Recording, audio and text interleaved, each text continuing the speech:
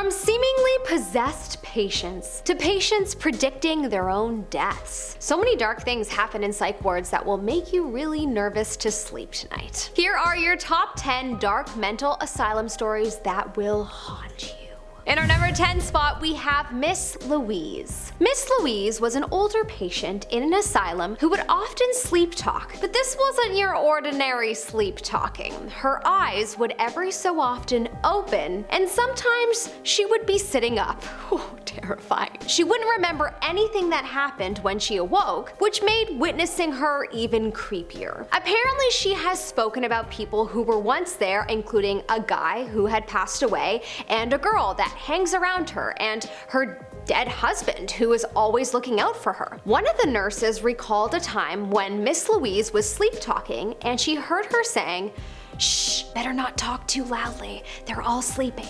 Let's talk about it later." Wild and creepy and cool at the same time. Coming up at our number 9 spot, we have Possessed Jane. There was once a woman named Jane who lived at a facility. On her first night at the facility, she was found in a pile of blood. Apparently, she had been cutting her skin around her shin with her fingernails and was pulling her skin up her leg. I made me sick. Apparently, she had a very methodical approach to her nighttime routine, going every night to each corner of her room and drawing the cross on the walls. Apparently, one night Jane was screaming late into the night, and when the night nurse went to ask her what was wrong, she responded, "What makes you think you are speaking to Jane?"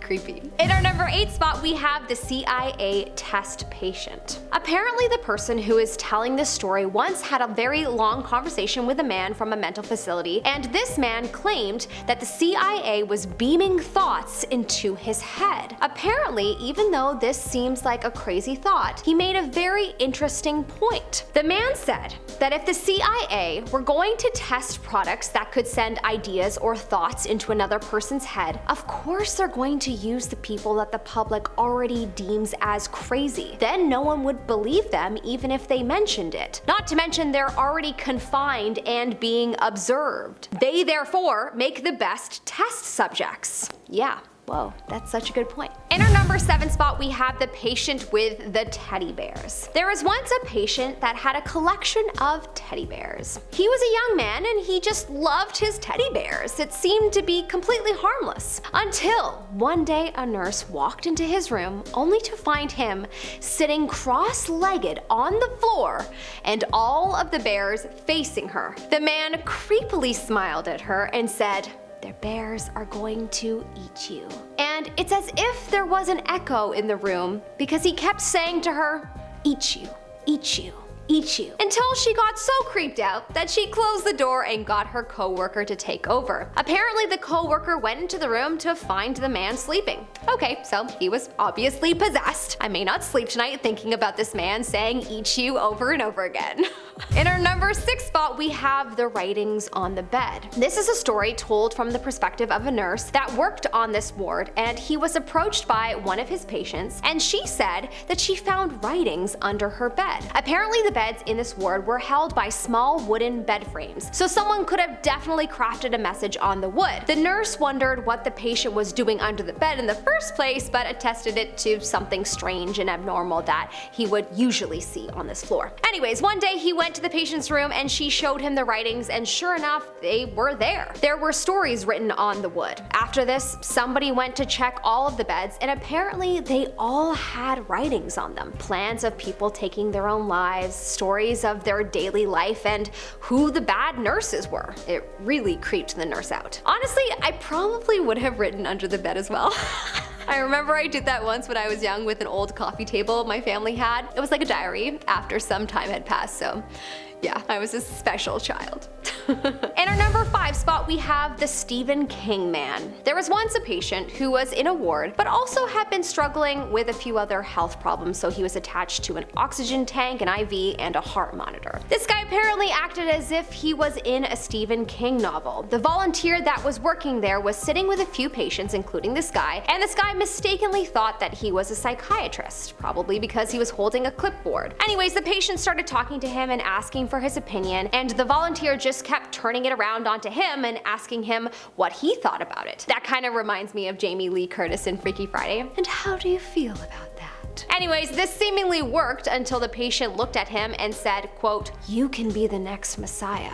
Come here and let me teach you." He insisted that the volunteer sit beside him, but of course he refused and said, "That's okay." Eventually the patient said, "I see." And he began to take off his oxygen mask, his heart monitor, and detach the IV. The volunteer asked him why he was doing this, and the patient said, "I can go now. My task is complete. You will not accept my teaching, and now I can die in peace knowing I tried." A nurse then showed up, and the volunteer quickly made his exit. I hope he updated the nurse, because that sounds pretty scary, and I hope that patient is alright. In our number 4 spot, we have Laughing John. This is a story that is actually told by someone who was once a patient in a psych ward. She was very familiar with the other people staying there, including a man named John. One day she was walking along the corridor when she heard John making really weird noises, laughing and talking to someone in the bathroom with him. She said she waited for him to leave for about 20 minutes, and the noises kept getting louder and louder, so she decided to do something. She opened the door to the bathroom, as they usually aren't locked here, and she saw John on the floor laughing,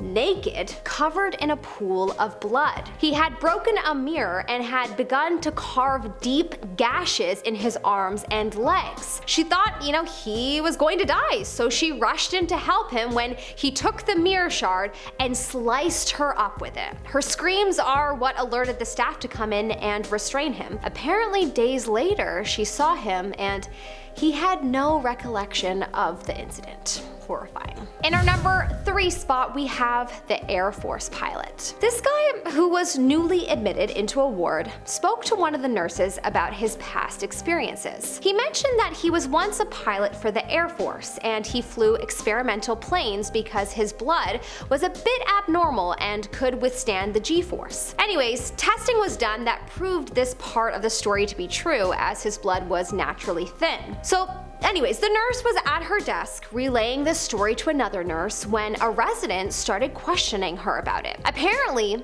he used to be an Air Force pilot, and the place that this patient was referring to is a top secret place where there are no roads coming in or out of it. It's so secret that you wouldn't know about it unless you've gone there, and that she should not talk about it as she could get herself into trouble. Does that mean I should not talk about it now? Oh well, too late. In any case, I wonder if some experiments were done on this guy and that's why he needed psychiatric help. Crazy to think about what we don't know that might be happening in this world. In our number 2 spot, we have the talking old lady. This is another story told by a patient who was once in a ward. She said that there was once an old lady that was right beside her room, and this old lady was constantly talking to her dead daughter.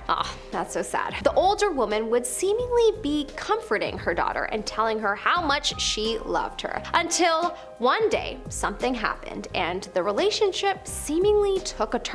The old woman got super angry with her and started blaming her for everything, including for why her porridge was burnt, to making her live in such an uncomfortable place. The woman began crying all the time and it was just horrible. The patient asked to change rooms because it was just too dark and sad to hear every single day. So understandable. In our number 1 spot, we have patients predict their own deaths. This is a story told by a nurse that specialized in geriatrics, and apparently she worked for several hospitals for many years. She would often talk about situations that would happen at her work. She would say that each of her patients weirdly tended to have a similar checklist that they would follow right before they were about to die. They would always die in a very similar way. They would talk to someone that wasn't there, usually a previous loved one that had passed away, and when they were asked about what they were talking about, they would say that they were told that they're ready to move on